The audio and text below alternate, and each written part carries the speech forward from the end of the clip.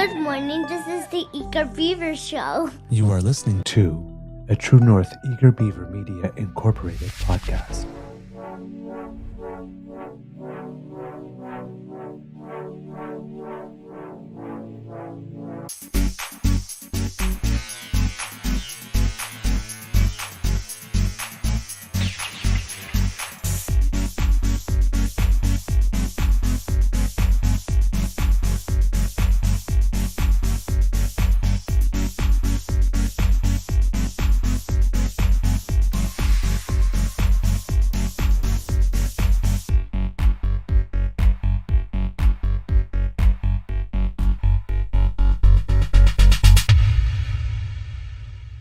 The True North Eager Beaver podcasts are proudly brought to you by our founding sponsors, the Misfit Mysteries from Corvid Moon Publishing, your source for science fiction, fantasy, and cozy mysteries featuring a broad diversity of characters, CanadianTarot.com, your uniquely Canadian online eclectic tarot community, and the Peppermaster, hot pepper sauces made from farm-fresh ingredients to thrill your taste buds and expand your mind.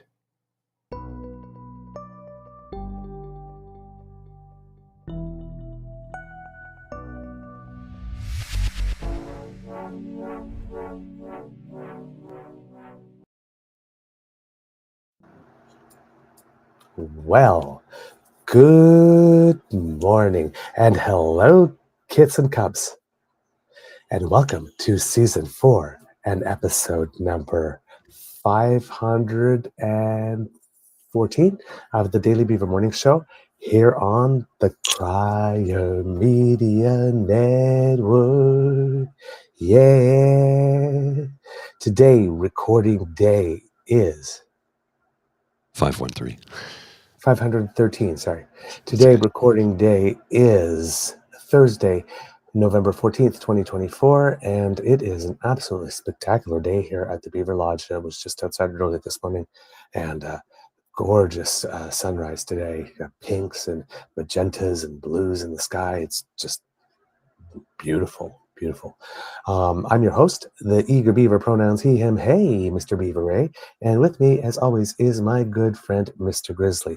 A big thank you goes to our podcast founding sponsors, the Peppermaster, the Misfit Mysteries from Corvid Moon Publishing, and CanadianTarot.com for their continued support.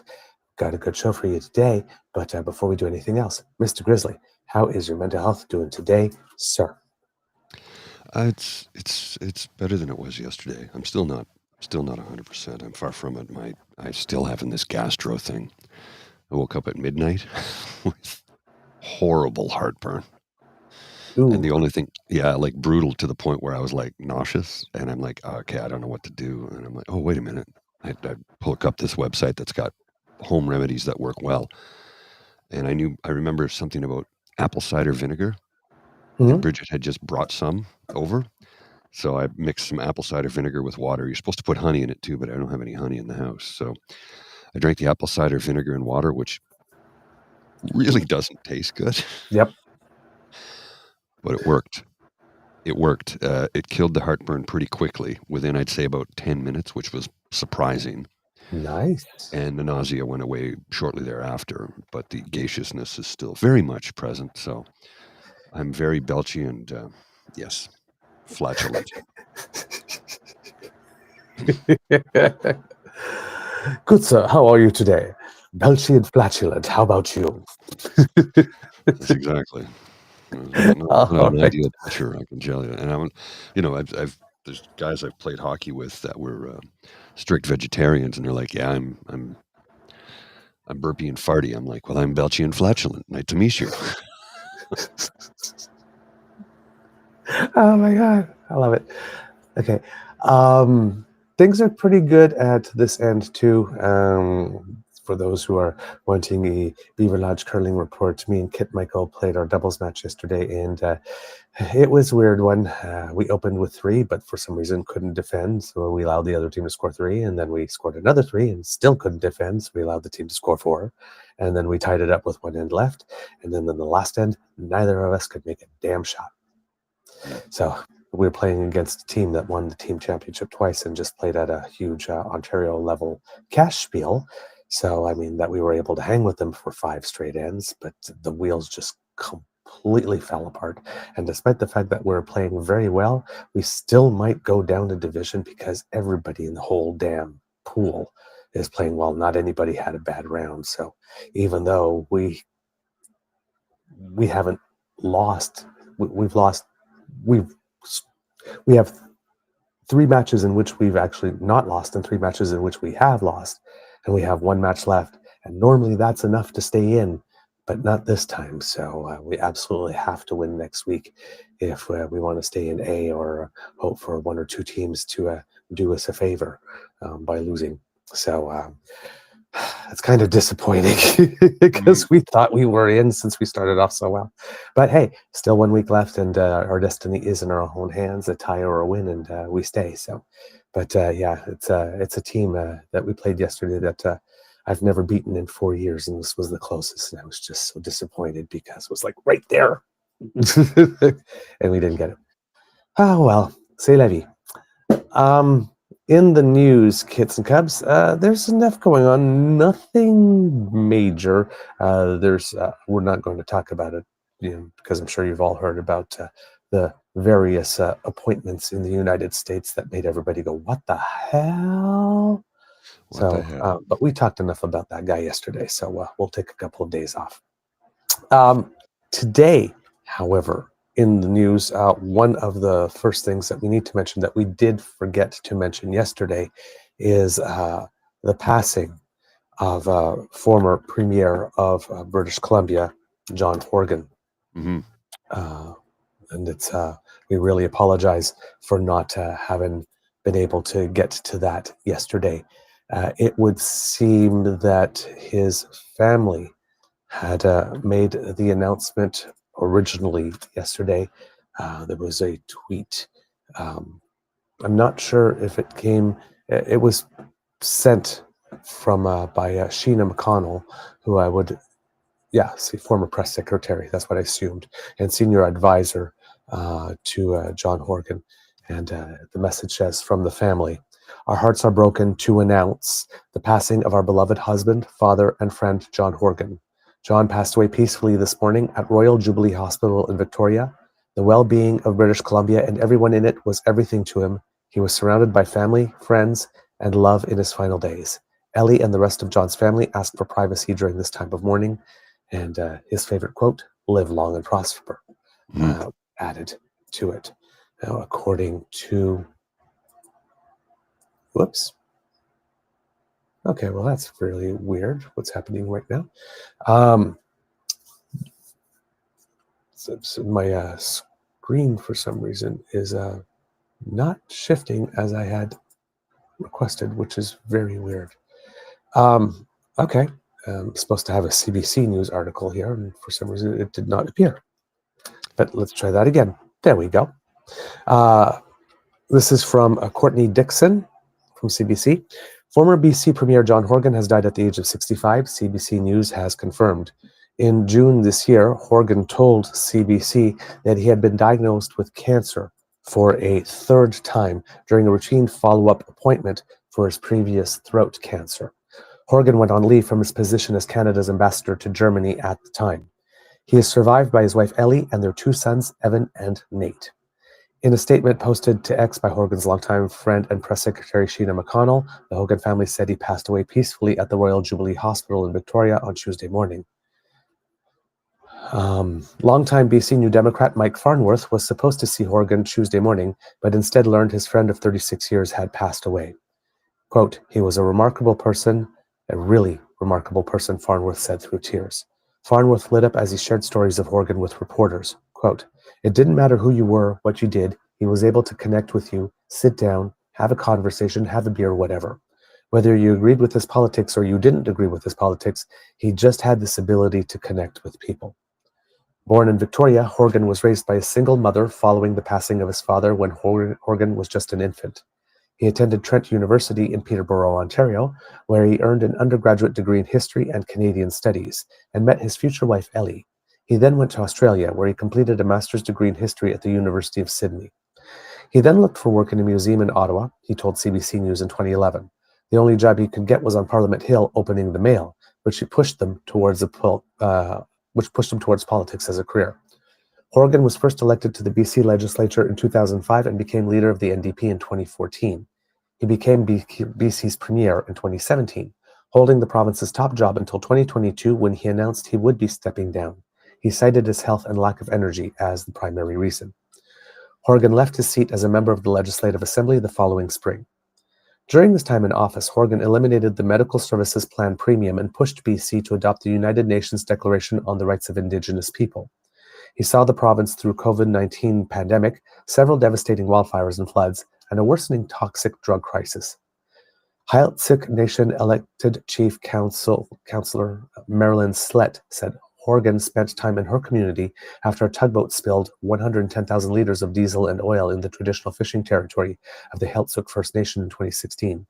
It was one of many visits to the community, she said. Quote, "For us, he was a genuine person, really cared deeply about working with Indigenous communities," Slett said. Former Premier Glenn Clark told CBC's BC Today host Michelle Elliott that Horgan was warm, authentic, and genuine. Quote, "He wasn't a phony politician," Clark said. "He was, of course, very quick, very smart, and told a lot of dad jokes." Former Premier Christy Clark, once Horgan's adversary in the legislature, said that while she disagreed with him on many things, he was a, quote, "dedicated public servant." He loved people, she said during an interview on CBC's On the Coast. Quote, "He delighted in seeing the fun that could be had behind the scenes, sometimes that the public didn't always see." Clark praised Horgan for his handling of the COVID-19 pandemic. Quote, "In British Columbia, we saw less division around COVID than anywhere else in the country," she said. "He and Health Minister Adrian Dix did a very good job in getting us through COVID with as few deaths as possible and with as much accordance among us as possible. I think he will be remembered for that." Prime Minister Justin Trudeau appointed Horgan as Canada's ambassador to Germany in November 2023. Trudeau expressed his condolences in a statement posted to social media. Quote, "John Horgan believed in the power of public service. He saw it as a privilege, as a way to help others, and to make our country better. He loved British Columbia. As Premier, he had a tenacity, passion, and dedication for his work that very few can match. He always believed that we would get more done if we worked together." The former Premier was diagnosed with bladder cancer in 2008. He was declared cancer-free after surgery and treatment. Horgan was again diagnosed with cancer in late 2021 when a mass on his throat was found to be cancerous. Earlier this year, he was diagnosed with thyroid cancer. Quote, "It is the third instance of cancer I have had, but I remain confident and hopeful that I will again live long and prosper," he said in a June statement. Premier David Eby said Tuesday that the flag at the Parliament buildings in Victoria will be lowered to half-mast in Horgan's honor. He described Horgan as a, quote, "consequential premier at a critical time in our history." "John was a remarkable man," Eby told reporters at the legislature. "I think for many British Columbians, he made them think differently about politics and about politicians. He was accessible and he was fun and funny, and he was called Premier Dad, and rightly so." Eby said Horgan was a coach, a mentor, and inspiration who offered advice whenever it was needed. BC Housing Minister Ravi Kahlon said that when he was first elected to the office, his house struggled because Kahlon was always away. He turned to Horgan for guidance. Quote, "2 weeks later, he showed up at my house unexpected with an RCMP detail," he said. "He started playing Pokemon and playing Lego with my kid. When he left, next day, my son said to me, 'I understand now why you're in Victoria, because you have to help people. Uncle John came to tell me that.'" Oh my God, how cool is that? Eby said Horgan had a temper from time to time, adding that if you hadn't been yelled at by Horgan, you hadn't truly worked with him. "I truly worked with John Horgan," he said with a smile. Horgan had an ability to turn a clear political liability moment into an asset, Eby said. He accidentally knocked over a water glass during a news conference about the Trans Mountain Pipeline, which he opposed, and quickly remarked, "Spills can happen anywhere." During a heated conversation on privacy concerns and cell phones, Eby recalled Horgan pulled out his own phone, unlocked it, and passed it around to reporters to see what apps were on it. Quote, "There was a word game he particularly liked," Eby said. "He had the ability to take those moments where it was a tough moment or was just maybe a little embarrassing and made people just love him more. And for me, that really encapsulates who he was." So, Mr. Horgan, please rest in peace. And to all his family, his friends, those who loved him, and those he served, for whom he had a lot of respect and for whom the people he served had respect for him, you have our deepest and most sincere condolences and sympathies. Yeah, I didn't honestly know a lot about them about the man. I mean, Canada's a bloody big country, so if you're not over there, you're not necessarily in touch. And the other thing was, he wasn't in the news a lot, and that's usually a good thing when it comes to Yes. politics, right? So I would have every reason to believe he's all the good things, that the accolades that have been rained down upon him since his passing were authentic. Yep. Yep. I have a little something because you mentioned it yesterday, Mhm. and I didn't have much additional details, but today I do, because you talked about what was going on with Aimco, Mhm. Daniel Smith, and how it is that thankfully former Prime Minister Stephen Harper, who has, how I could say, over the past couple of years, still tried to remain Prime Minister Yes. from abroad, it would appear. Well, it would appear that he lives quite well still on the public dime here in Canada. He's got this beautiful contract with the government of Saskatchewan that's existed for, I think, probably close to 4 years now. Something to that effect, yeah. Where he It's been gets around something for a like little while. $250,000 a year or something for Mhm. some type of consulting work, even though he's the chairman of the IDU and has been particularly busy the last little while. So, not sure what it is he is doing all of this consulting, allegedly. But it seems that between uh, duties of, oh, how would you say, trying to destroy the world, be the human embodiment of Voldemort in politics, getting money from the Saskatchewan government from consulting, and running in some way a company called Harper and Associates, I believe it was. Uh, he has time as well, it seems, to be the head of Aimco. Mhm. Yeah. I'm not sure how he does it or where it is that he finds the time. Now, according to BNN Bloomberg here, it says, and this is from Paula Sambo and Leon Ode and Don Lim from BNN Bloomberg here in Canada. And hopefully I'll be able to get this story to you here. And it says, Alberta's government has considered hiring former Canadian Prime Minister Stephen Harper to oversee its public pension fund manager, which is without a permanent board after all of its directors were fired last week, according to people familiar with the matter. Harper's name has been circulating as a potential chair for the Alberta Investment Management Corporation for a number of months, the people said, asking not to be named discussing private matters. The role would give Harper influence to reshape an organization managing some $169 billion Canadian of public pension and other government money, and with offices from Edmonton to London and New York. The former Conservative politician governed Canada from 2006 to 2015 and lives in the Western Province. Alberta Premier Danielle Smith's government is seeking major changes at Aimco and sacked Chief Executive Officer Evan Siddall and the board last week, saying the firm's headcount and costs have swelled even as it managed a smaller portion of funds with its own staff.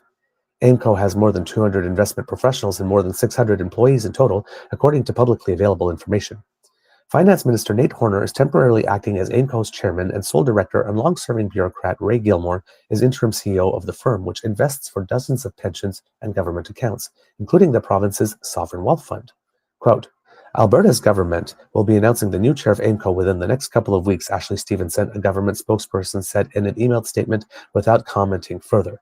Harper now runs Harper and Associates, which provides advice to businesses in the financial services, technology, and energy sectors. The firm touts access to Harper's global network and his experience as a former Group of Seven leader, according to his website. His office did not immediately reply to requests for comment. And let's not forget also, Kits and Cubs, that Harper is also on the board of Alimentation Couche-Tard, who's benefiting greatly from having all that beer in corner stores and grocery stores and big box stores that Doug Ford made happen, because he doesn't have any plans for you to help you get a doctor. No, or an education. That thinking. Aimco has been through several significant changes in recent years. The firm began a leadership overhaul after a bad bet against market volatility cost it Canadian $2.1 billion when the pandemic roiled markets in 2020. The changes included appointing former BlackRock Incorporated executive Mark Wiseman as chair later that year. Wiseman then led the recruitment of new leadership, including Siddle as CEO. Wiseman stepped down at Aimco at the end of 2023. Chief Investment Officer Marlene Puffer left in September after less than 2 years in the job. Kind of makes you wonder why so many people take the job and leave quickly.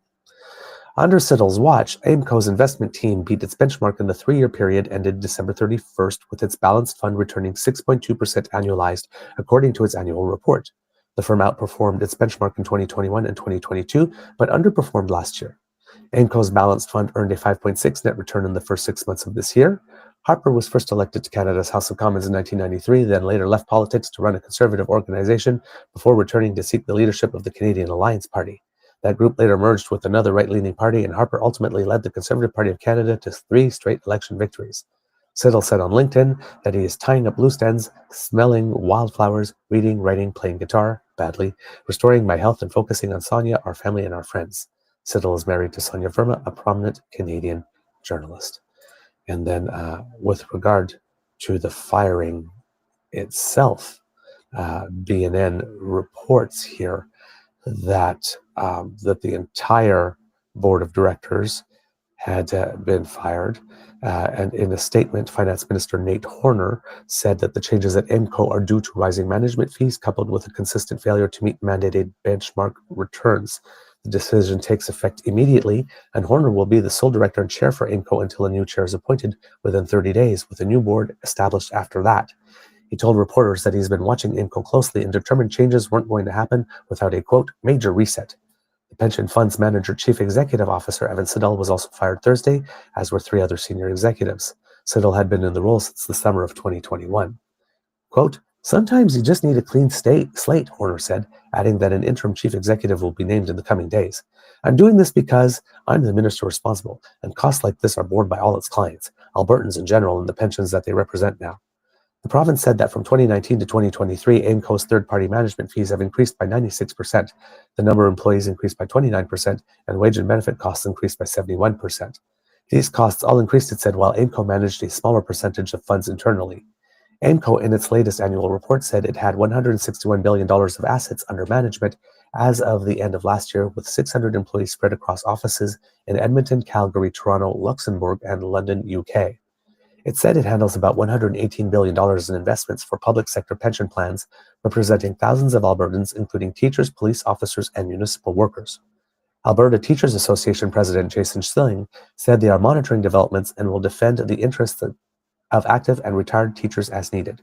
Quote, the association disapproved of the government-mandated transferring of teacher pension assets to Aimco in 2020, and we remain concerned about the politicization of pension policy. Oh, that's great. So the pensioners didn't want their pension transferred, and the government turned around and said, well, screw you, we're doing it anyway. Because it's the government's pension and not the pensioner's pension. Freedom.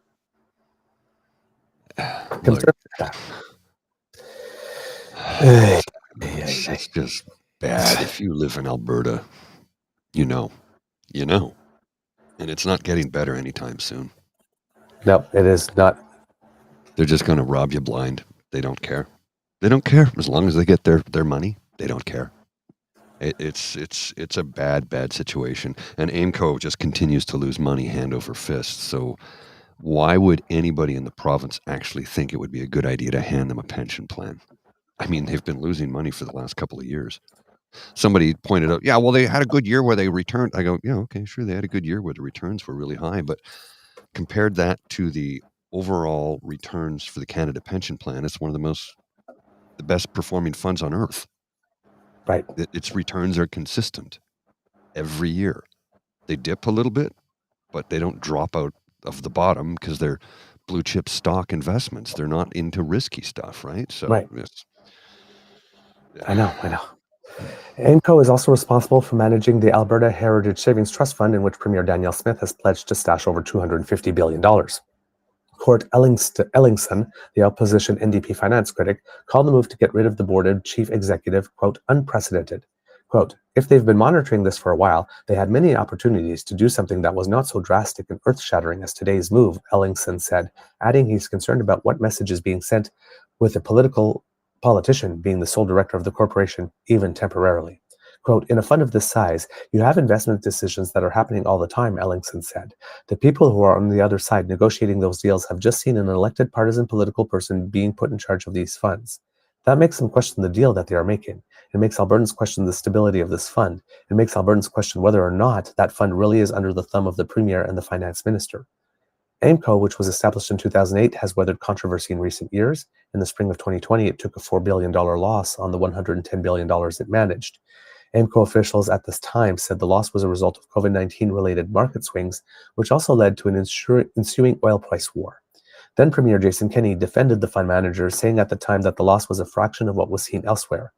This is also the third board to be fired in its entirety by the UCP government following Smith's firing of the Alberta Health Services Board in 2022 and the firing of the Banff Centre for the Arts and Creativity Board last year. Okay, and this thing by Jason Kenney was really interesting, that quote, because he's saying, at the time, the loss was a fraction of what was seen elsewhere. Oh, now conservatives want to compare how Canada is doing to its near peer countries. Yes. Rather than comparing Canada pre-COVID to post-COVID, which will always be worse. Just like when they say GDP per capita.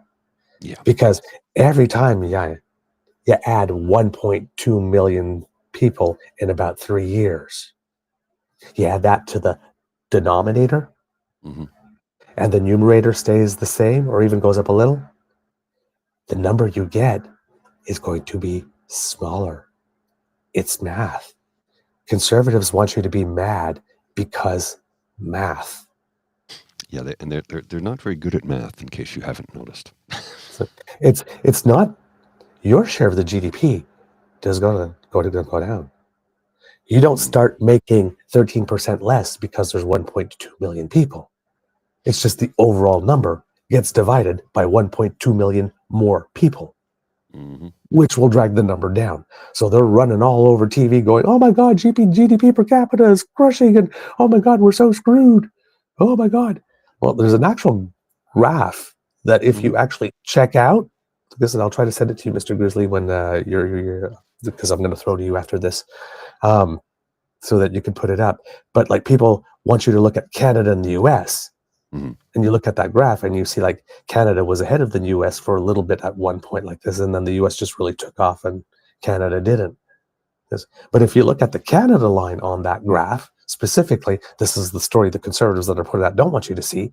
You look at that line and says, oh, well, see, just before Harper took over, around Harper time, we were doing better than the United States. And then we started to do terrible compared to the United States. That's when the deviation started. Then Trudeau came in and the gap was closing. Then COVID happened. So the gap widened, and then the gap was closing again. And in the last little bit, it's dipped just a tiny bit. But just that tiny bit has conservatives losing their minds. The number right now is better than it ever was at any time during which Harper or Pierre was in government before. But that doesn't stop them saying, oh my God, look how terrible we're doing compared to the United States. Okay, yes. But compared to ourselves, we're doing great. We're doing way better than we were doing when you guys were in charge. And that's after COVID and supply chain issues and a war in Israel and Gaza and a war in Ukraine with the breadbasket of the world going tits up. Well, you know, the thing about Harper, when he first got elected, a lot of people said, oh, he's an economist. He's going to fix everything. And I'm like, he's not a very good economist. Where did he graduate in his class? At the bottom? Because he's really bad at this, as evidenced by the fact that the only people who benefited, which is the usual status quo for a conservative government, are the wealthy. The rest of us, we get screwed. Now, to pivot away from Alberta and go all the way to New Brunswick, with our good friend, Premier of New Brunswick, Susan Holt, she sat down with the Prime Minister yesterday, and guess what? I have a video clip. It's about 2 minutes, and I'm going to air it right now because she's doing for New Brunswick what Wab Canoe is doing for Manitoba. making You go, things girl. better. We certainly talked about school food at the meeting today because it was a clear priority during our campaign, and it's a clear need across our province because there are too many students in New Brunswick that are going to school hungry and are struggling to learn because they don't have food in their bellies, and too many teachers that are trying to fill the gap amidst everything else that they have on their plate. So I was pleased to have the opportunity to explain to Prime Minister Trudeau some of the unique realities of New Brunswick and the fact that our current school food program doesn't reach certain schools in the north, doesn't get distributed equitably across the province, and to seek support from the federal government program to fund the need here in New Brunswick in partnership with the provincial government that's ready to make sure that every kid has a chance to learn with a universal school food program that every kid in this province can access. Et pendant votre campagne, vous avez annoncé, promis un système de nourriture scolaire et vous aviez dit que vous étiez ouverte à signer un accord avec le fédéral. Est-ce que vous avez parlé de ça aujourd'hui? Oui. Oui, on a parlé de ça aujourd'hui parce que c'est clairement une grosse priorité pour nous autres, puis c'est une priorité partagée avec le gouvernement fédéral. Alors, j'ai eu l'opportunité d'expliquer que nos besoins ici à Nouveau-Brunswick sont uniques. On a besoin d'assurer que chaque élève dans chaque école peut avoir un petit déjeuner universel.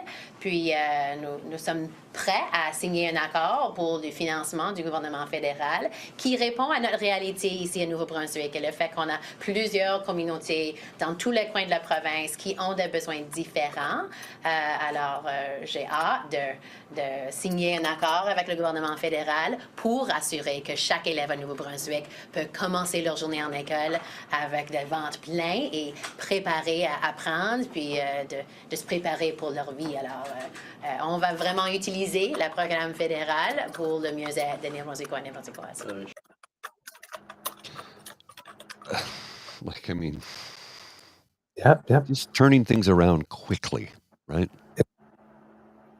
Yeah, in We wanna French, see- she was basically saying that, talking about the school food program and how the Prime Minister and her agreed that it's a priority to do that, and she's very happy about that. When we're talking about that as well, I think I saw it was in the Telegraph, I might be wrong here, but that the federal government has also announced that it is returning about $400 million to the province of New Brunswick from health funds that it had decided not to send to New Brunswick because there wasn't as good access to abortion services as needed to be in the province. And Susan Holt has been rather busy on that as well, according to Unifor here. Unifor is celebrating Premier Holt's reversal of policies that limited surgical abortion to hospital settings in New Brunswick within days of forming government, the union says here. Quote, expanding access to women's reproductive care to healthcare is what we and many others advocated for and what New Brunswick's voted for, said Atlantic Regional Director Jennifer Murray. This is a bright light in a week where we have been reminded that our human rights, our right to self-determination, and our access to life-saving healthcare should never be taken for granted.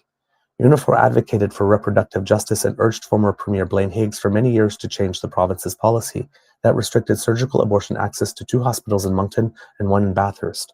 The restriction led to the closure of Clinic 554 in Fredericton that was the sole source of access to sexual and reproductive care in that part of the province. Quote, this decision honors every person who spoke up, who rallied, who petitioned government, who persisted. This victory is for everyone who fought and who continues to fight for reproductive justice, said Murray. Friends, allies, we made a difference, and the strongest weapons we had in this fight were our votes. Unifor mobilizes during provincial and federal elections to talk to members about issues important to workers and to encourage them to vote. The changes we want to see simply won't happen if we sit on the sidelines, said Murray. Change takes time and takes effort, and it demands that we engage in politics. Organized action is truly the only thing that will protect and strengthen our rights. Unifor is Canada's largest union in the private sector, representing more than 320,000 workers in every major area of the economy. The union advocates for working people and their rights, fights for equality and social justice in Canada and abroad, and strives to create progressive change for a better future. And according to the CBC here, and this is from journalist Jacques Poitras, who, by the way, if you are not following him and you live in the New Brunswick area, you really should. He's one of Canada's better journalists by far. He says that the government has eliminated the legal restriction on public funding for procedural abortions outside hospitals. The cabinet order swept away the decades-old rule, a single sentence in the provincial regulation 8420, first put in place to block a Fredericton clinic from offering the service. Premier Holt was applauded by members of her cabinet and caucus and dozens of women who fought the restrictions for years as she brandished a copy of the order.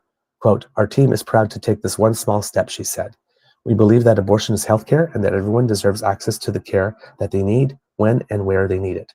Holt acknowledged the crowd of activists invited to her office, quote, "who have done the work over the last 40 years, pushing for this constantly, making sure it didn't get forgotten, and it was always on the radar."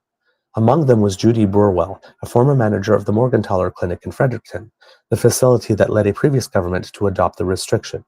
Quote, "It's a good day for everybody, not just for us, but for all the young people who've been working for abortion services and working very hard," Burwell said. Holt said health officials will now work with the New Brunswick Medical Society and the province's two health authorities to work out how physicians to offer the service more widely across the province. That could include having it in some of the community health clinics the Liberal leader promised in this fall's election. Holt and Dornan said procedural abortions will be reclassified as minor, not major surgeries, and the government will sort out what fee doctors will be paid for it and what other support they will need. Quote, "That will be starting tomorrow. What we've done today is allow that to happen," said Health Minister John Dornan. He said several doctors have already expressed an interest. Holt said the government aims to have those issues sorted out by May 31st of next year. Dr. Lise Babin, the president of the New Brunswick Medical Society, said she expects the process will be straightforward. "I think it's going to take a little bit of planning," she said. "We have to make sure that it's done properly." Currently, Medicare only funds procedural abortions in hospitals, and only 3 hospitals, 2 in Moncton and 1 in Bathurst, offer it. Former Premier Blaine Higgs argued in 2020 that the province's 2 health authorities were offering enough access to the service and would have told him if more was needed. Like, because he was listening to people that was telling him what was needed. Yeah, sure.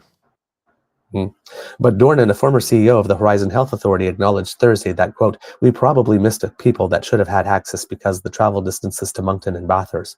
Quote, I'm not sure that was entirely accurate, the community has told us. We want this outside hospitals." The regulatory restriction that was eliminated Thursday was adopted by one of Holt's Liberals' predecessors as Premier Frank McKenna in his attempts to block Dr. Henry Morgentaler from offering the service at a downtown clinic he opened in 1994.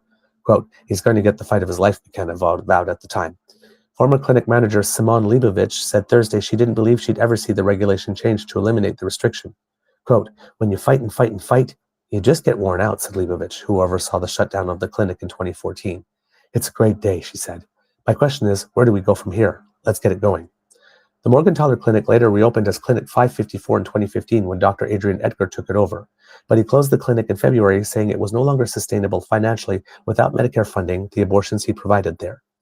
Jula Hughes, a former University of New Brunswick law professor who co-authored a federal report on abortion access in New Brunswick, said many other issues remain to be resolved, but Thursday's change was momentous. Quote, "It's not everything that needs to happen, but everything that needs to happen needed this to happen first." Edgar said Thursday that the change to the regulation allows him to look at providing the service again, though he said it may not happen in the same building. Quote, "I would definitely become a provider again. It really opens doors up," Edgar said. "This is a sensible move. We are really just catching up with the rest of the country." Martha Painter, a reproductive health expert who teaches nursing at the University of New Brunswick, said she expects the service will more likely be offered at community health centers, providing other forms of care rather than in dedicated clinics. She said that's because a growing share of abortions in the province, more than 70% currently, are now done via mifepristone, a prescribed medication, meaning a shrinking demand for procedural abortions. Quote, "The numbers are so low it would be extremely difficult to support a dedicated clinic," she said. But Pater hailed the regulatory change as a watershed moment for the province nonetheless. Quote, "We simply won't feel like such outsiders," she said. "There has been this special and disparaging treatment towards New Brunswick abortion care providers from the province, so this is very important from a symbolic perspective." Harini Sivalingam of the Canadian Civil Liberties Association, which is suing the province over the regulation, was at Holt's news conference and told reporters the organization will likely withdraw the lawsuit soon. Quote, "We expect that this announcement will render our legal action moot," she said. So this is just great news. This was from when now? I'm going to check the date on that for you, kits and cubs. I think it was 7 days. Because it was last week, I think, November 7th. So 1 week ago exactly. I have the video clip if you'd like to look at it. Yes, please. Just a second. The last remaining restriction on publicly funded abortion has been struck out. Clinics can now receive Medicare funding for surgical abortion, a big step for New Brunswick.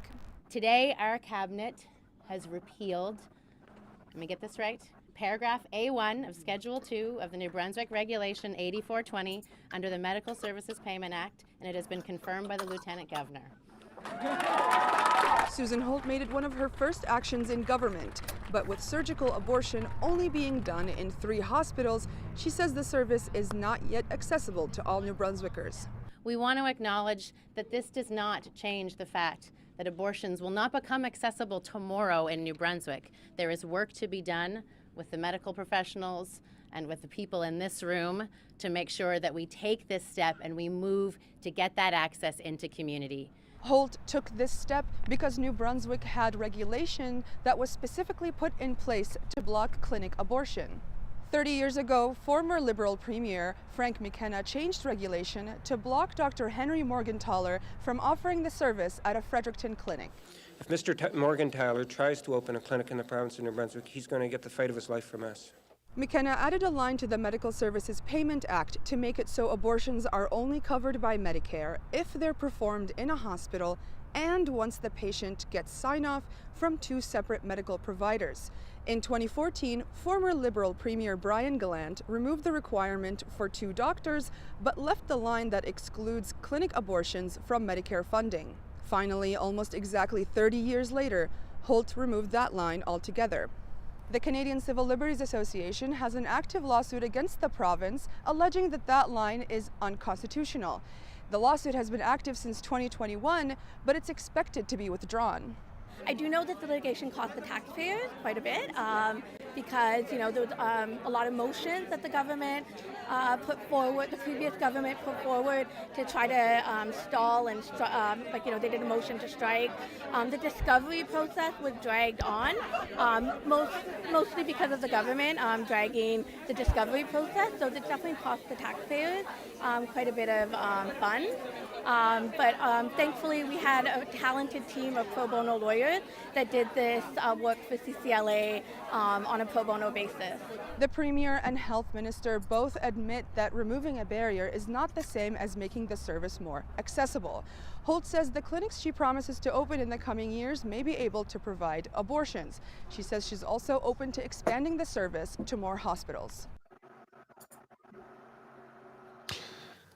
Well, there you go. Yeah, thank you for that, Mr. Grizzly. So, I mean, when we say that elections have consequences, right? Now, here's about the 400, sorry, not 4, I said 400 million, it's 400,000. Sorry. I hope I Big said difference. 400,000 the first time. But Ottawa to return part of the 400,000 it clawed back from New Brunswick over abortion, according to Adam Hurst of the Telegraph Journal. The Trudeau government says it will now return some, but not all of the nearly $400,000 it clawed back in federal health transfers from New Brunswick for not funding out-of-hospital abortion services. The feds have confirmed to Brunswick News that they expect to now pay out the $109,275 it withheld in the current fiscal year. That's after Premier Susan Holt announced last week that her cabinet had repealed a ban on funding abortions outside hospitals.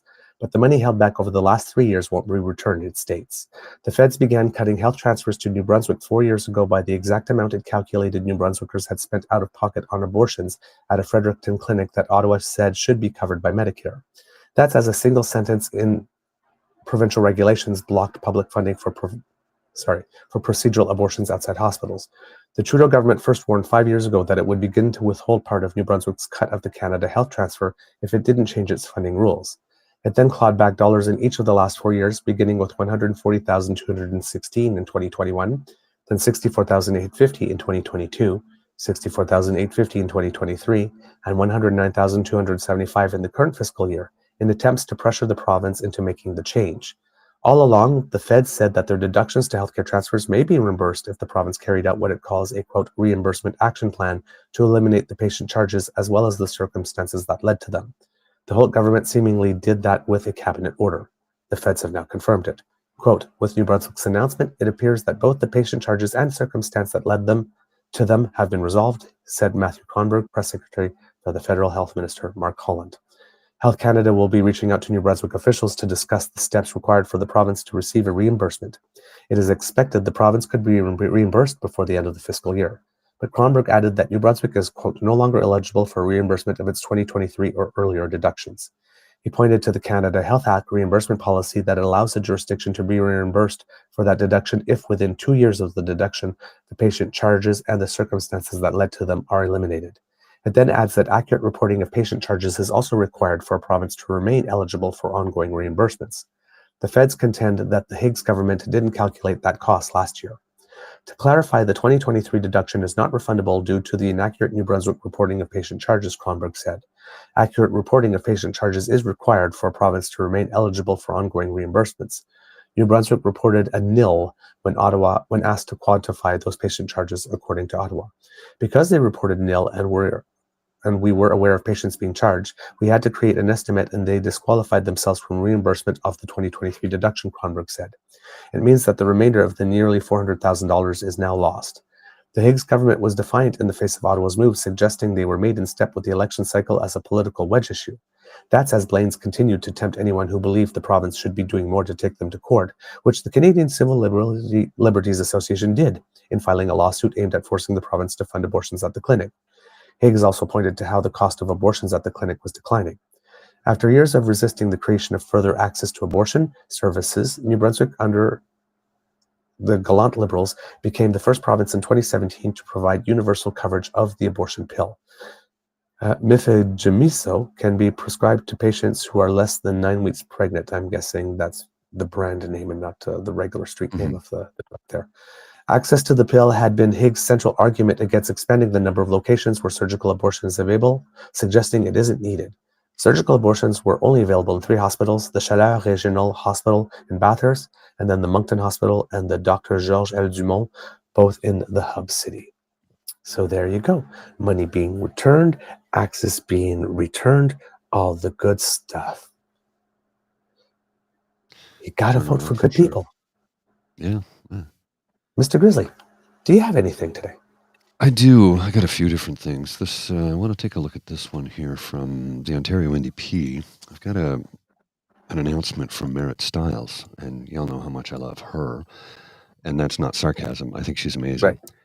And have a look at this. She's talking about the Ontario Housing Fund. This is monumental, to say the least, if she can pull it off. Hi, I'm Mara Stiles, leader of Ontario's NDP, and I'm here at the Willowside Housing Co-op. Co-ops like this, we used to build them up until the mid-90s. Lots of families live here, kids have been raised here. Ontario needs more options like this. We are in a housing crisis like we've never seen before. The government isn't doing enough to actually build the housing that we need. That's why we're introducing Homes Ontario. It's our plan to build truly affordable homes for Ontarians. Rent geared to income, co-op housing, not-for-profit housing, and we're gonna bring back real rent control and stop unlawful evictions so people can stay and live in their homes.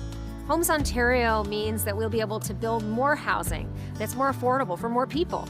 People will be able to afford to live in the communities where they want to live and raise a family, like Kitchener-Waterloo. Ontario, you deserve a government that works as hard as you do. Building homes, hiring doctors, fixing schools, and making life more affordable. Ontario's New Democrats, we're going to deliver. She's saying all the things I want to hear. And I hope that she gets a chance to actually try to deliver on this. She's good. I mean, she's a good person. She knows what she's doing. She's smart. I would love to see her have the opportunity to pull this off because I think she could. I could see that. I believe she could. And I mean, she needs to get elected first, and we have to get rid of Doug Ford because, wow. I don't even think I need to go down the pathway of why we need to get rid of Doug Ford, but Why do we need to get rid of Doug Ford, Mr. Grizzly? Well, he's just a corrupt wannabe mob boss, basically. It's my opinion. All right. He behaves like one. And I'm going to put a link here in the chat to Homes Ontario. It's Homes Ontario will be the largest home building program in Ontario's history, and it's how an NDP government, under the leadership of Merritt Stiles, will fix the housing crisis. You can add your name to it, and it's, I mean, in this way, they're harvesting data, of course, but it's up to you if you want to add your name to it. But it is a data harvesting method, of course. Whenever you sign up for anything or submit your name, address, telephone, and email to any political party, you are now in their database, and you will get mailers from them. I discovered that the hard way years ago.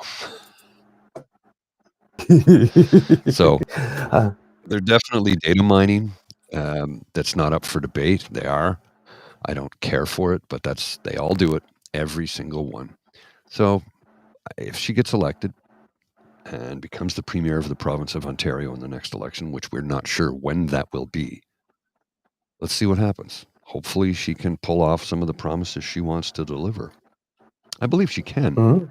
Now, hopefully she'll get a large enough government that it's not she could have a slim majority, which I'm never fond of majorities, but in this case, when we've had the damage done to us by the province by the Progressive Conservative, allegedly, Party of Ontario, I think a majority government of the NDP under Merritt Stiles might be able to turn things around. And I think Merritt is more in line with Joe Clark Conservatives a la Wab Canoe. That's my opinion. Maybe I'm wrong. Maybe she's more like Ed Broadbent. But either way, I want her to have the opportunity to show us what she can do, because I'm not a fan of Bonnie Crombie. I think she's literally Ford light, to be honest. Okay. Since we're talking about Ontario and Ford, there's been a really interesting development when passed by your eyeballs or ears. But Doug Ford is breaking ranks with us. According to Q Tricino, Premier Doug Ford said that while he's open to allowing municipalities to evict residents from encampments, he won't voluntary mental health hospitalizations. He made the comments about a request from some Ontario municipalities for the province to use the NOT to allow them to deal with homeless encampments. While the Premier signaled willingness to support the cities in their efforts, he said that he, quote, won't be sending them to the mental hospitals against their will. A spokesperson for the Premier's office application, if that means the government will reject the Mayor's call for increased involuntary treatment. Around using the notwithstanding clause to overrule a 2023 Ontario Superior Court. Government municipalities are not able to evict people living in homeless encampments if there are no available shelter beds or other housing options for them to go, formally asked him to do so. This court decision stemmed from a lawsuit filed by individuals living in encampments and their advocates who argued that evictions without accessible alternatives violated their rights under the municipalities are not required by law to provide housing. This is primarily the responsibility of provincial and federal governments. They are in a complex position where they can't evict encampments, but they also lack authority and funding to create adequate housing. The mayors argue that they're struggling to keep public spaces safe and accessible and restrictions. This lack of local capacity is leading more municipalities, including Hamilton, to consider standing clause. On Wednesday, Hamilton City Council will debate a motion through the courts or with new legislation. And Hamilton is Andrea Horvath. And I do not understand how someone who is the leader of the NDP this possible. And yet, here we are. And it seems I've gotten dark again today. For Waterloo Region, the municipality involved in the original 2023 Karen Redmond was reportedly considering another legal bid to overturn the court's decision. We are going to support any municipality that goes ahead.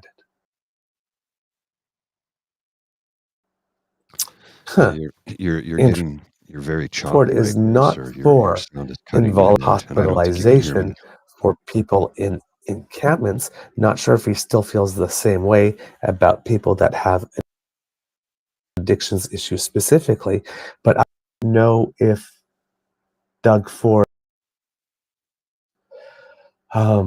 seeing of the thing to do with the fact that he actually believes suddenly in civil liberties, and rather with the fact that he just doesn't have the personnel to run the institutions that would be required to house everybody if he adopted that policy. So all of a sudden he's Mr. Rights.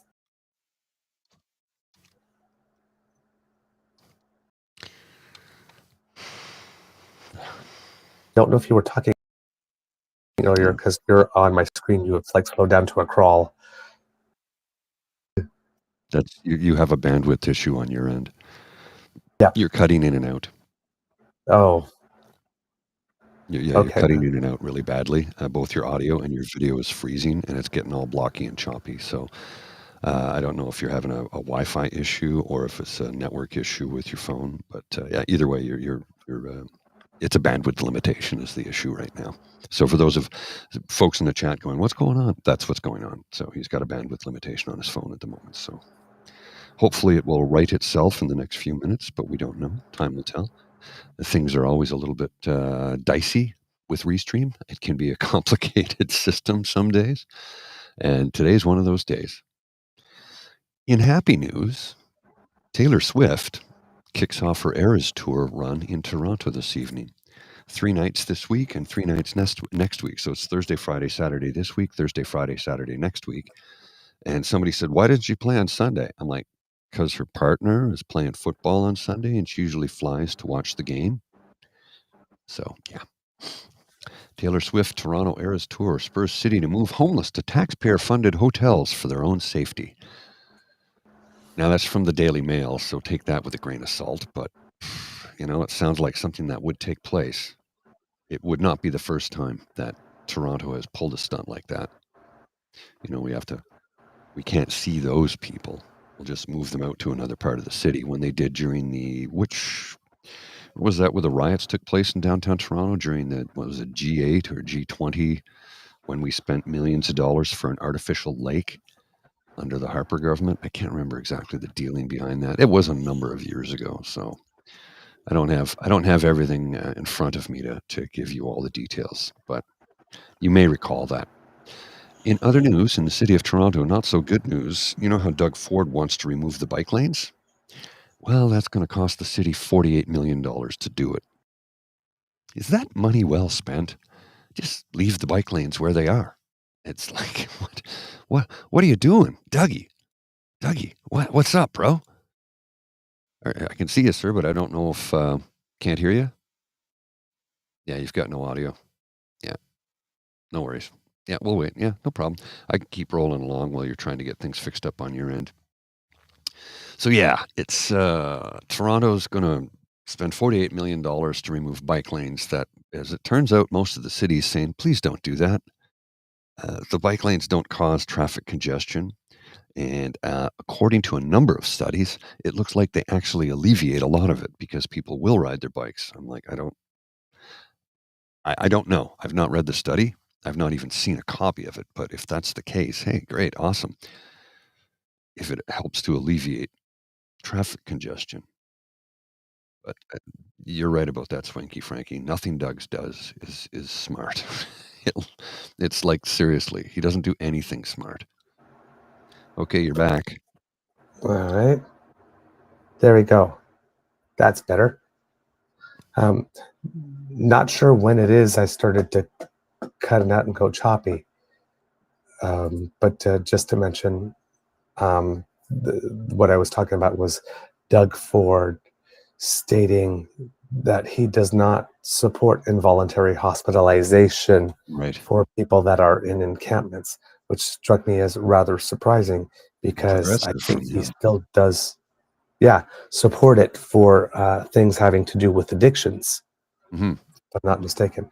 So I'm sitting there and wondering, as this thing from Doug Ford, has he suddenly become Mr. Rights, or does he suddenly not support involuntary mental health hospitalizations because he doesn't have the staff to fund the institutions that he would need to house everybody in the first place? So all of a sudden, he's Mr. Civil Liberties. Yeah, I think it comes down to just that. Wait, it's going to cost us how much? Wait, we don't have the facilities? And Well, we we don't could have the build some bodies. camps quickly. I don't think we should build camps. That goes down a bad pathway. History proves that that's not good. So, yeah, I think he's suddenly looking progressive because of the fact that he realized how much money it would cost him and the province. And he's already, how many billions is he giving away to hand us $200 each? About $3 billion, yeah. Yeah. And he's also created the largest deficit in the province's history, but he's fiscally responsible progressive conservative, isn't he? Mm-hmm. Yep. Fiscally responsible when it comes to putting us in massive amounts of debt and giving money to his wealthy friends. Yep. So he's got about 15 municipalities asking him to invoke the notwithstanding clause. He says he will, quote, he won't be sending them to the mental hospitals against their will, but he's willing to support cities in their efforts, which doesn't go together at all. Conversations around using the notwithstanding clause to overrule a 2023 Ontario Superior Court decision that determined municipalities are not able to evict people living in homeless encampments if there are no available shelter beds or other housing options for them to go to started when those 15 mayors formally asked him to do so. And the court decision stemmed from a lawsuit filed by individuals living in encampments and their advocates who argued that evictions without accessible alternatives violated their rights under the Charter of Rights and Freedoms. Since municipalities are not required by law to provide housing, because it's primarily the responsibility of provinces and the federal government, they are in a complex position where they can't evict encampments if shelter alternatives aren't available, but they also lack the authority and funding to create the adequate housing solutions. So, the mayors are pretty much caught between a rock and a hard place when it comes to trying to address the situation. One of the city councils spearheading this is Hamilton, which again I find boggling because the mayor of Hamilton, I remind you, is Andrea Horwath, who used to be the leader of the NDP. But she wants the notwithstanding clause used to suspend rights. It's like, who are you? Like, was the entire time you were the leader of the NDP a fraud?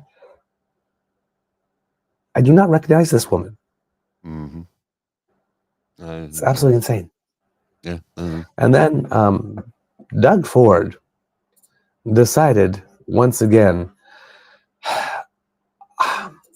I don't know if he really thinks that he has a chance to be Prime Minister of Canada one day, because every now and then he keeps on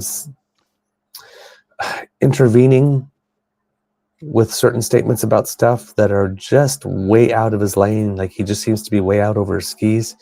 And the latest one here, because you know that he considers himself a Republican and is a big GOP, if not Trump fan. And lives in the great state of Etobicoke, remember? From iPolitics, David Legree. Ford calls for Mexico to be excluded from the North American trade deal. Why? They're part of North America. Nobody was waiting for your opinion on that, Doug. Do you know how much stuff we bring in from Mexico that isn't just food? Do you know how many electronics are manufactured in Mexico? Do you know how many electronics are assembled in Mexico? Do you know how many car parts we get from Mexico? Once again, doing off stupid stuff without doing any bloody research whatsoever. I know.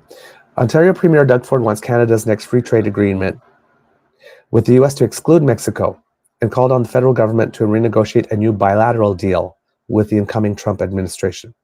In a social media report on Tuesday, Ford said Mexico had become a backdoor for Chinese goods, which have undercut the Canadian and American markets, putting Ontario jobs at risk. Quote, "You look at Mexico, they're importing cheap products, undercutting hardworking men and women not only here, but in the U.S. from China," Ford said at an unrelated press conference in Oromedont, Ontario.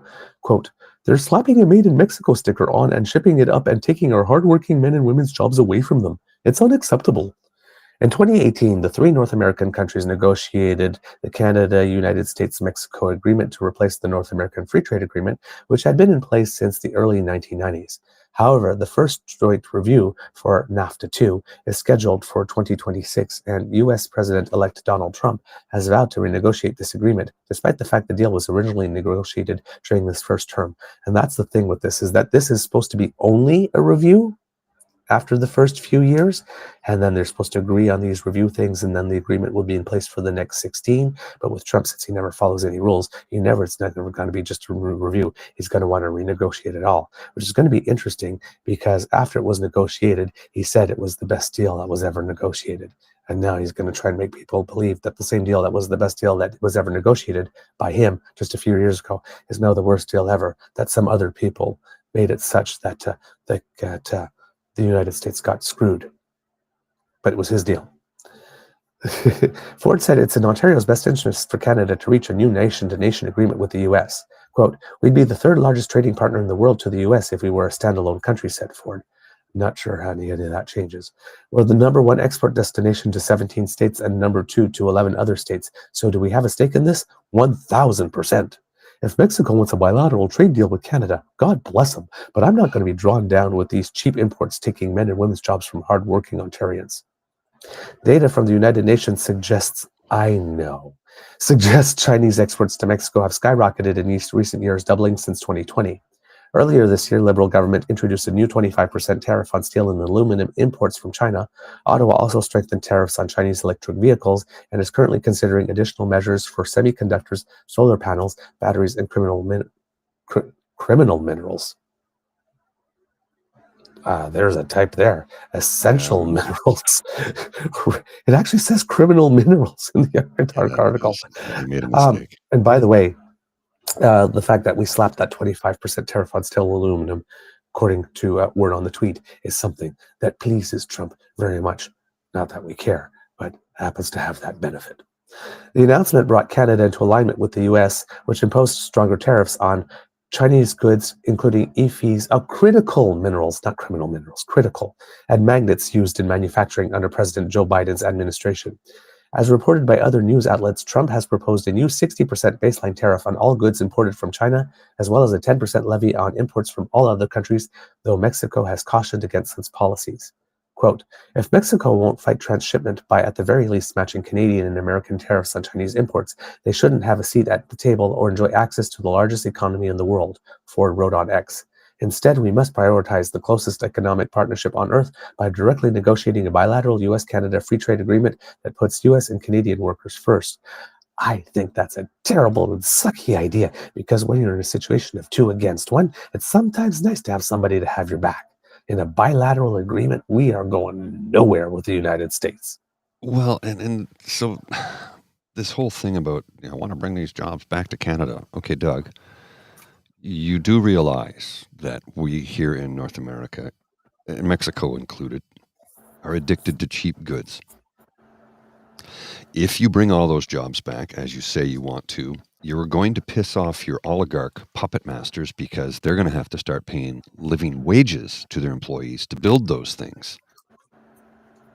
Which we all know the reason they went to Mexico to begin with was so they could increase their margin by paying less for everything.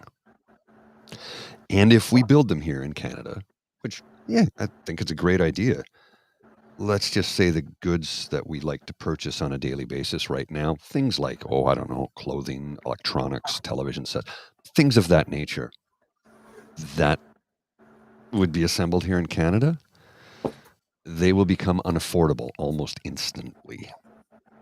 Do you remember when a television set in the 70s for a 26-inch color console was $1,000? Now, $1,000 today will get you a hell of a TV. $1,000 in the 70s? Oh, let's take a look, because I remember when friends of ours, family friends, longtime friends, purchased a new TV in 1975, and they paid $1,000 for it. Like, oh, well, that's crazy. Let's see what that cost here. I've got the old Bank of Canada. Inflation calculator. Yes. Let me just pull it up here, and I'll get you the numbers. I'll have to type it back in because I can't remember where the bookmark is. There we go. It was listening. Literally, I typed in B and it brought the inflation calculator up immediately. Okay, let's say $1,000 in 1975 Mm-hmm. today would cost, holy shit. Take a guess. 4,000? $5,400. Oh, So you can almost guarantee that is what you would pay for a new television today. Now, that's what, when I was in Uruguay a number of years ago, my buddy brought a new laptop down for his brother, because to purchase a laptop in Uruguay will cost you a literal arm and a leg. Everything electronics is so expensive there. Outrageously expensive. Now, food, not expensive at all. Dining out, not expensive at all. Buying drinks, not expensive at all. Housing, relatively affordable. But everything else you need in your life, really expensive, because they don't have large manufacturing. I mean, they're a country that's mostly agricultural exports.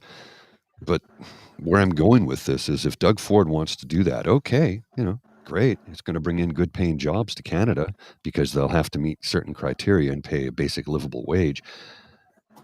Also benefits and et cetera, safety concerns, which increase the costs, which would cut into the margin, and they can't let their margin go, which means we're now going to pay $5,400 for what would be a television set.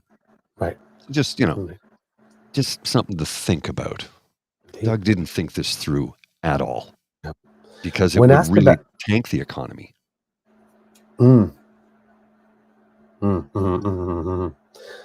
when asked about the Ontario Premier's proposal, Prime Minister Justin Trudeau said practically all of Canada's international partners have expressed concern with, quote, Chinese overcapacity and, quote, unfair trade practices that the Chinese economy is inflicting on our world.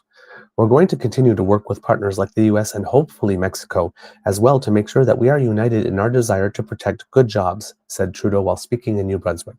There's lots of work to be doing, and that's a big topic of conversation that we're going to have with the new American administration in the coming months.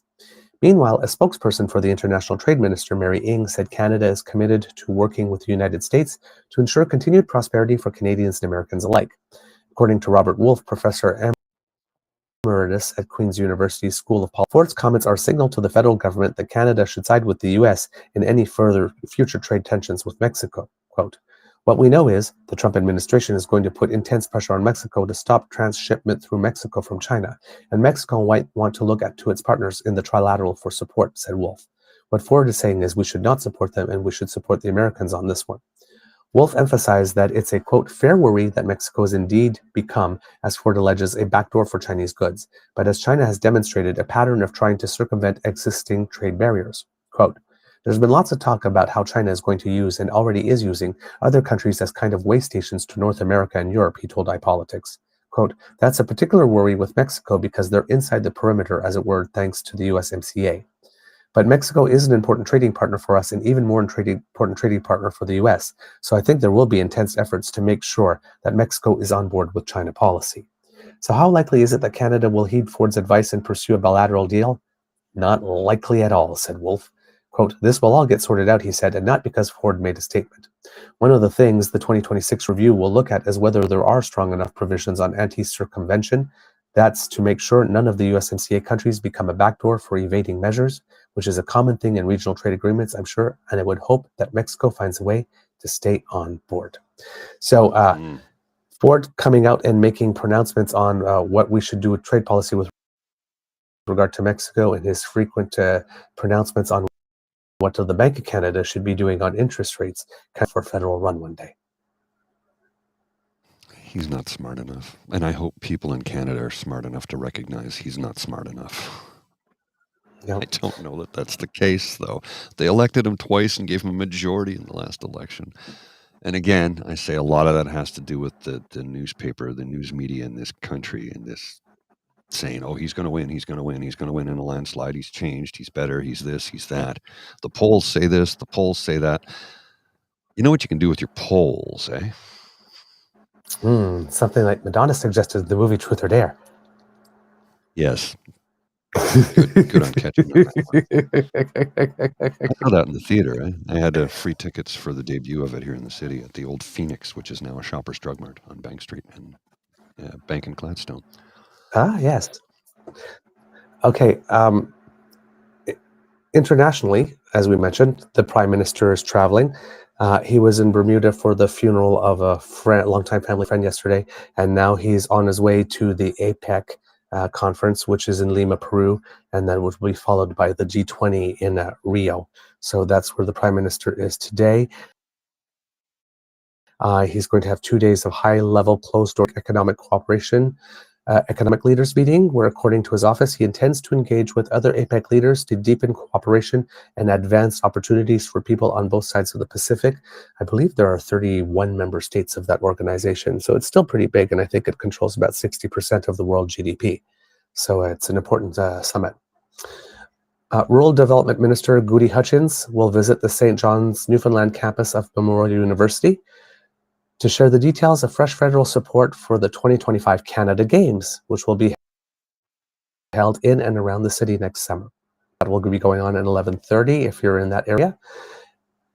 Innovation Minister François-Philippe Champagne joins Ontario Premier Doug Ford, as well as his provincial counterpart Vic Fideli, at a, quote, groundbreaking ceremony at the site of the e-battery component manufacturing plant that Japan-based multinational Asahi Kasei intends to build in Port Colborne.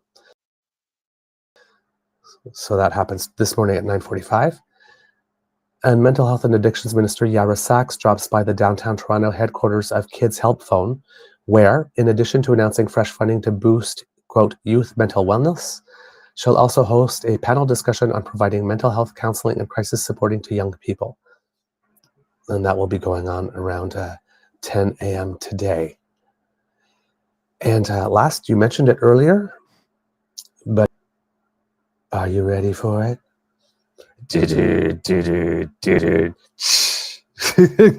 Baby, let Taylor begin. I didn't know Destination. I don't know what you're talking about. Sorry?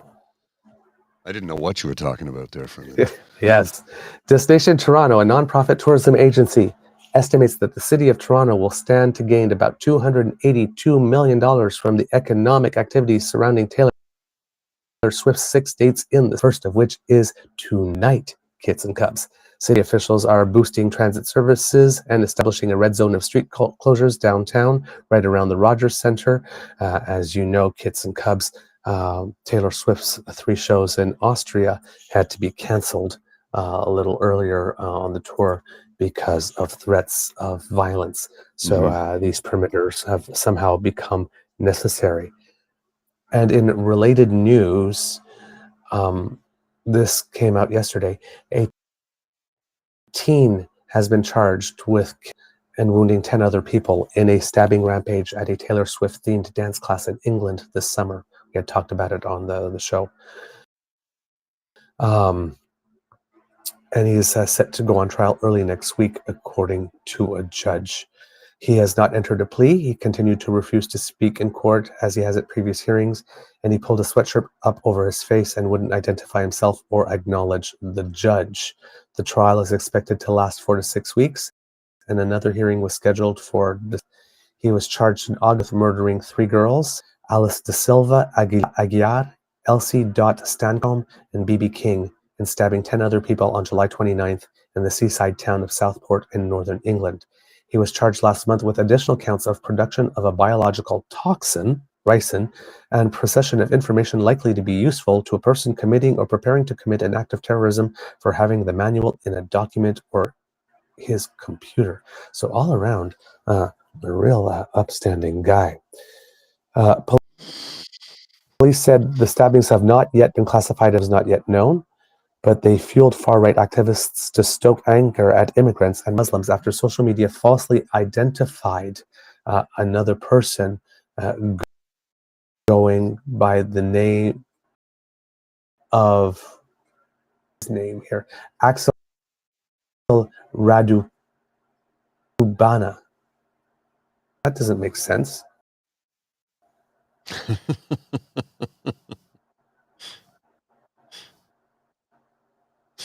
Okay. They falsely identified him, but he's the one being charged. I don't know, man. Okay. Rioting spread across England and Northern Ireland that lasted a week. More than 1,200 people were arrested for the disorder and hundreds have been jailed.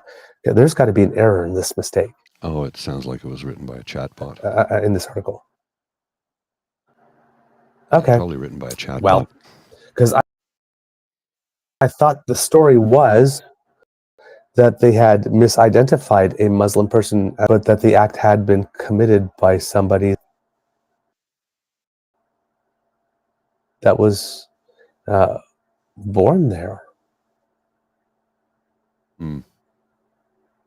And white, because I mean, you can't be Muslim and born. I mean, this guy here, Raju Cabana, was born immigrants. But okay, something must have been wrong in one of the stories. Because if he's falsely identified, then why is the one being charged?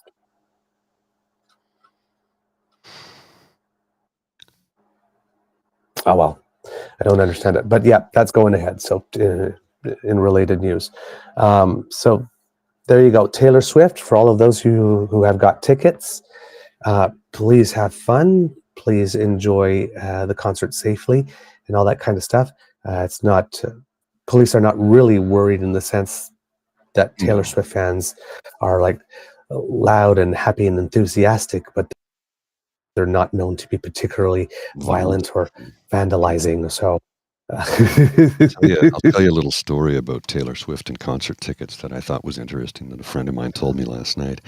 He said a colleague of his had, with 3 other friends, booked tickets when they first went on sale, and they managed to score 4 of them. One woman just got 4, and she says, excellent. She goes, I've got one for you, one for you, one for you, one for you. And then she decided that when somebody offered her $4,000 a piece to sell 2 tickets, including one of her friends. So she banked $8,000 on selling her Taylor Swift, 2 of the 4 Taylor Swift tickets. So she's going, and so is her best friend. And I guess the other friends are no longer speaking to her. And I can understand why, because she chose a few bucks over friendship. So not a good friend to begin with, if you ask me. Ooh. Like, yikes. Ooh. That's a decision. Yeah, that's a decision, all right. Okay. So a couple of quick hits before. Go ahead, Mr. Grizzly. Sure. You remember how Telesat is under with loans from the federal government is developing our own satellite-based internet service, correct? You recall that? Which will be encrypted and safe and this and that and the other thing. And then the conservatives immediately said, why won't Elon Musk do it? Elon says he can do it for less. Okay. Do they regret saying that now, considering how off the rails he's kind of gone, and now he's the Dogecoin, Department of Government Efficiency for the United States of America? It's like, will conservatives apologize for their short-sightedness and the fact that they don't think about a damn thing before they speak and just say, we can save money if we hand it to the private sector? Well, Telesat is the private sector to begin with, number one. Number two, it will also have the interest of Canadians in mind, even though it's not a fully owned Canadian company. It's not owned by one guy who was a megalomaniac. Where's the apology? I'm expecting one. Oh, wait, I'll never get it. I'll never get it. I'll never hear sorry from the conservatives for anything they've done. Ever. I mean, remember when Stephen Harper apologized to the Indigenous community in this country? Mm-hmm. And then reparations that were that were founded to be paid to them by Supreme Court of Canada. And what did Pierre Poilievre have to say about that? Need to get up and start working hard. So, they can apologize and at the same time turn around and insult you right to your face. So don't expect an apology from them about this. When we know that the man is in bed with Putin and the Saudis. So don't expect an apology from the conservatives. It won't happen. Never. Never. You might ever, get a ever. cursory, "We're sorry about that," but somebody will turn around and insult somebody else in the process. So, Yeah. If you live in Saskatchewan, even though you just went through a provincial election, you had another election because there were civic elections across Saskatchewan. Residents across the province headed to the polls Wednesday to cast ballots for mayors, reeves, councillors, and school board trustees. Let's see. And in the city of Regina, I believe there is a new mayor. They had 11 candidates, and Chad Baczynski turns out to have been the winner. He got 16,508 votes, defeating Lori Bresciani, who got 13,041, and Sandra Masters, who got 12,114. Many wearing t-shirts sporting the slogan, Chad Baczynski, hard to spell, easy to choose. Shortly after 10 p.m., a phone call from the returning officer for Elections Regina, Jim Nicol, invited him down to City Hall as mayor-elect, and Baczynski was glowing, allegedly, for he yelled, "We did it," in front of a jubilant crowd. And for a man who started his day totally normal, getting his kids off to school before heading to work, Baczynski was happy to ring in the night the way he did. Quote, "This is a role I do not take lightly, and I want to express my deep appreciation to everyone who believed in our vision and our message," he said shortly after arriving at City Hall for a customary address to media. People obviously want some change. There's been a lot of talk happening about who's supporting who, and I can confidently say we ran a true grassroots word-of-mouth campaign through and through, and I think that really resonated with people. There were a total of 52,402 votes cast, according to the city's website, and all the other 7 candidates, other than the top 4, each came in with less than 3% of the vote. All results are considered unofficial until confirmed Thursday at 1 p.m. by Nicol. Masters' time as mayor ended much as it began, with a round of applause from staff and supporters gathered around her on election night. Quote, "It was an honor and a privilege to serve the citizens of Regina," said Masters from her campaign headquarters after the vote was called. Quote, "Truly the honor of a lifetime. I couldn't have asked for a better job the last 4 years." Yeah, there you go.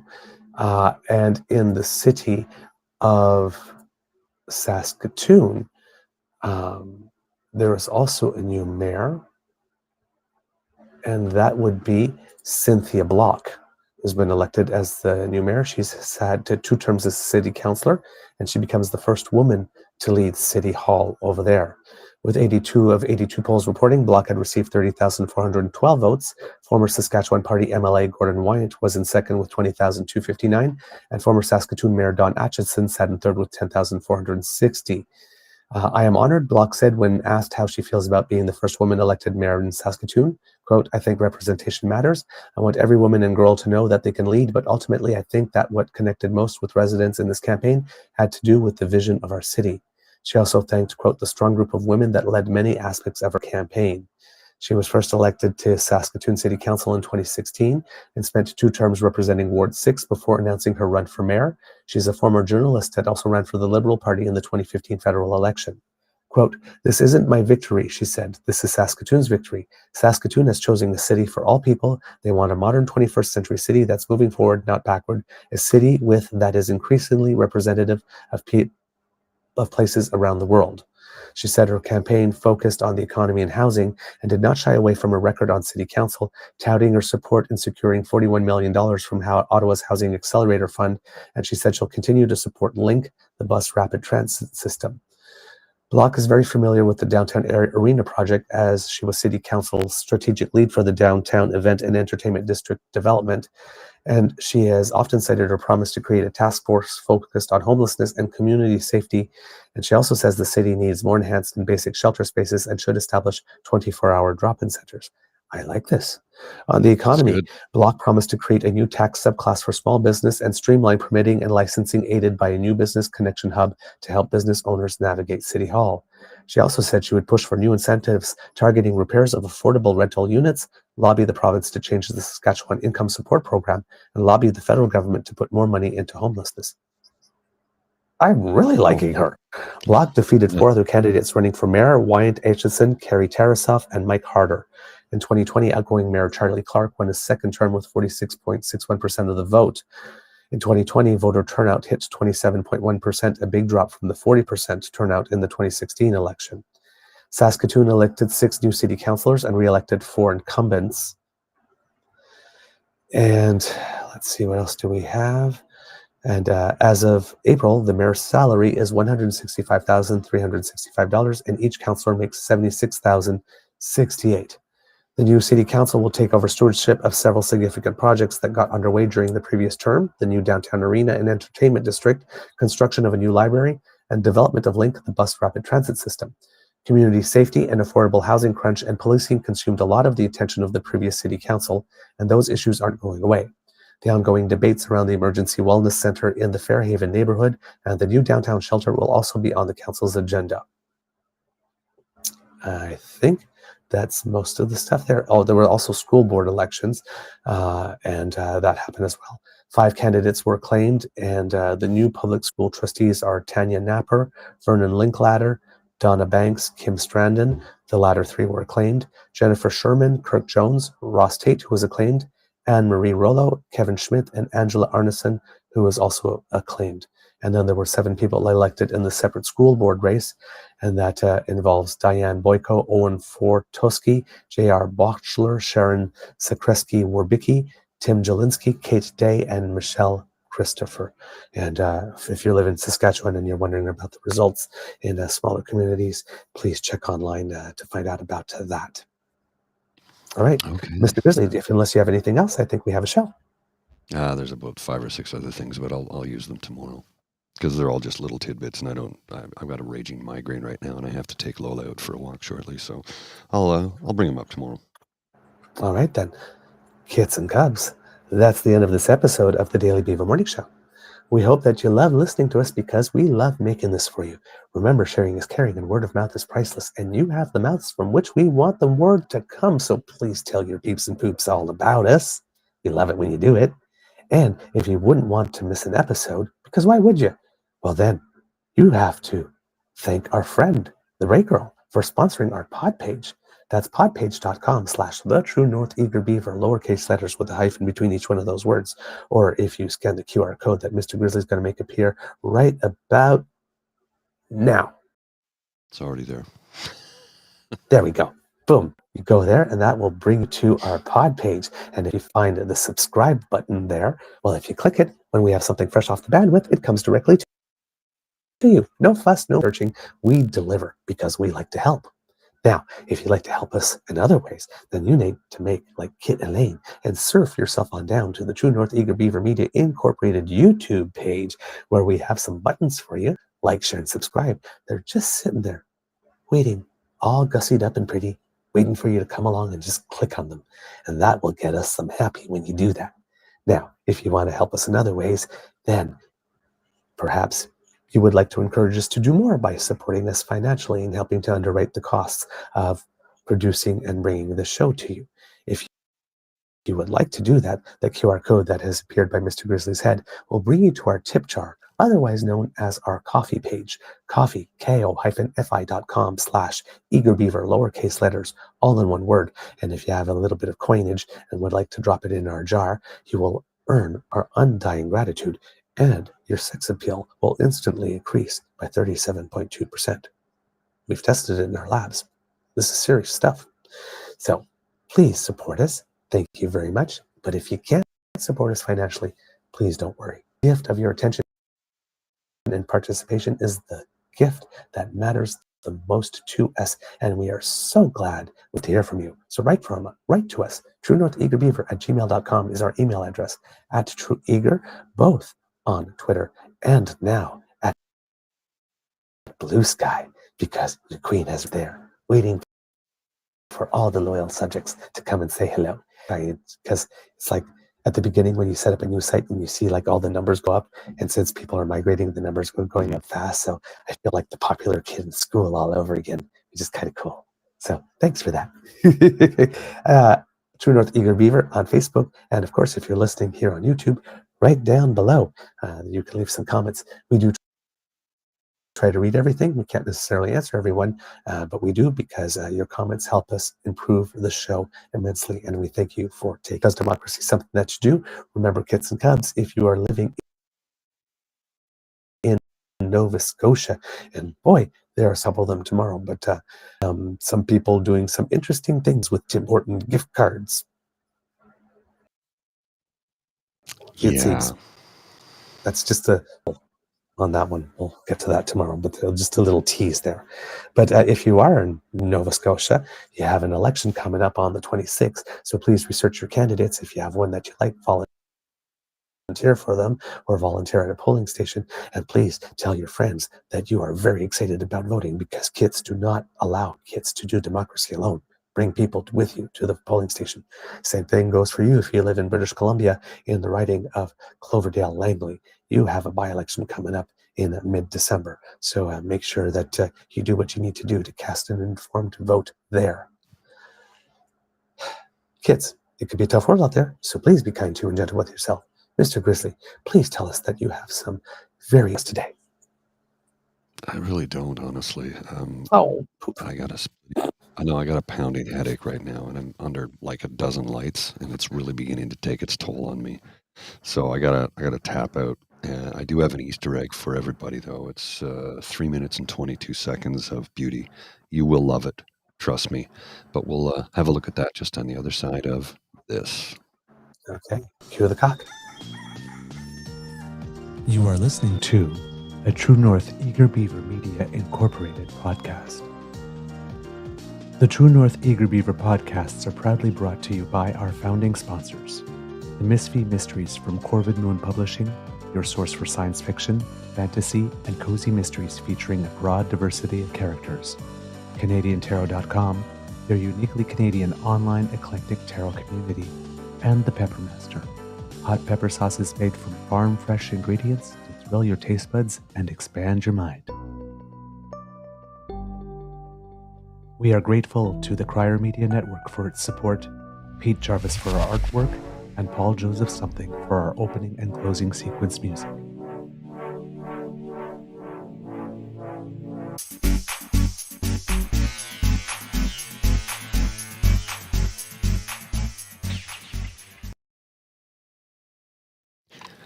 I think you're all going to enjoy this very much, what I'm about to show you. This is from a week ago, post-election, post-U.S. election, that is. This is a woman on TikTok who wrote a song, and wait till you hear this. I've been up since 4 a.m. This song is brought to you by Female Rage. Well, you could say that my whole life's been hell, 'cause I was born with the curse of a labeled female. No, it don't matter who you know or if you're rich. If you're a girl, then they'll still call you a bitch. The men are saying, oh hun, we don't understand. But you just missed, I flinched when you raised your hand. It's sad to say, but our stories all have been told. And at this point, oh babe, it's just getting old. If you play stupid games, then you win stupid prizes. And you ask, so I will share. Well, I guess you thought you would get another answer. But if all in love and war is truly fair, then I'll take the bear. I'll take the bear. Just look around, most of you will agree. The rest of you think that I am crazy. Well, that's okay, I won't tell you that you're wrong. If you need proof, just ask a girl why she's strong. If you play stupid games, then you win stupid prizes. And you ask, so I will share. Well, I guess you thought you would get another answer. But if all in love and war is truly fair, then I'll take the bear. I'll take the bear. The bear wouldn't follow me home. The bear would just leave me alone. The bear wouldn't poison my drink. The bear's got more brains than you think. The bear knows the meaning of hope. The bear wouldn't say it's my fault. If you play stupid games, then you win stupid prizes. And you ask, so I will share. Well, I guess you thought you would get a better answer. But if fall in love and war is truly fair, and we know that you're not dumb and unaware, but the fact is that you just don't fucking care.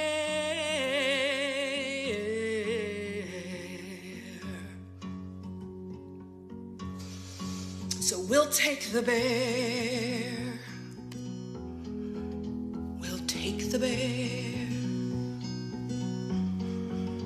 I'll take the bear.